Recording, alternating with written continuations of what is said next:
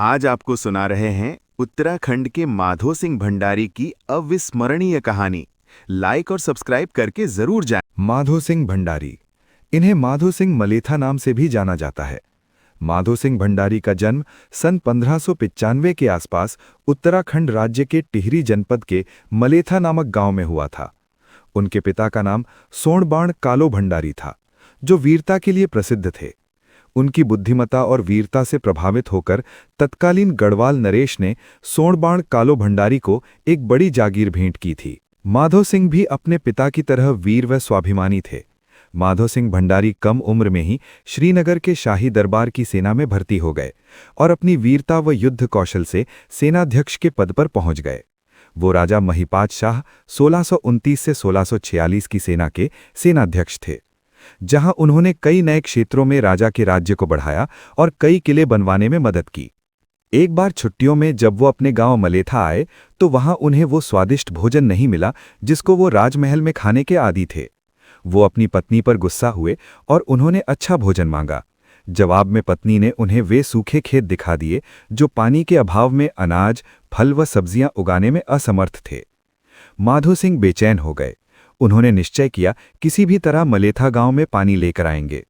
गांव से कुछ दूर चंद्रभागा नदी बहती थी, लेकिन नदी व गांव के बीच में बड़े बड़े पहाड़ व चट्टानें थीं।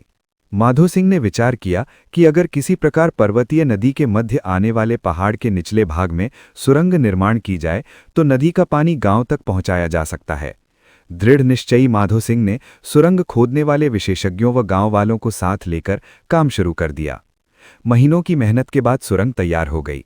सुरंग के ऊपरी भाग में मजबूत पत्थरों को लोहे की कीलों से इस प्रकार सुदृढ़ता प्रदान की गई कि भीषण प्राकृतिक आपदा का भी उन पर प्रभाव नहीं पड़ सके। माधो सिंह को अपने जवान पुत्र गजे सिंह को नहर बनाने की प्रक्रिया में बलि पर चढ़ाना पड़ा। उस क्षेत्र की लोक कथाओं के अनुसार जब सुरंग बनकर तैयार हो गई तब नदी के पानी को सुरंग में ले जाने के अनेक प्रयास किए गए, लेकिन कई तरह के बदलावों, पूजा पाठों के बाद भी नदी का पानी सुरंग तक नहीं पहुंच पाया। माधो सिंह काफी परेशान हो गए। एक रात माधो सिंह को सपना आया कि उन्हें पानी लाने के लिए अपने एकमात्र बेटे की बलि देनी पड़ेगी। पहले तो वो इसके लिए तैयार नहीं थे, लेकिन बाद में अपने पुत्र गजे सिंह के ही कहने पर वो तैयार हो गए। उनके पुत्र की बलि दी गई और उसका सर सुरंग के मुंह पर रख दिया गया। इस बार जब पानी को मोड़ा गया, जो इस बात पानी सुरंग से होते हुए सर को अपने बहाव में बहा ले गया और उसे खेतों में प्रतिष्ठापित कर दिया। जल्द ही माधो सिंह की छुट्टियां खत्म हो गई और वो वापस श्रीनगर चले गए। फिर कभी अपने गांव लौटकर न आने का निर्णय किया।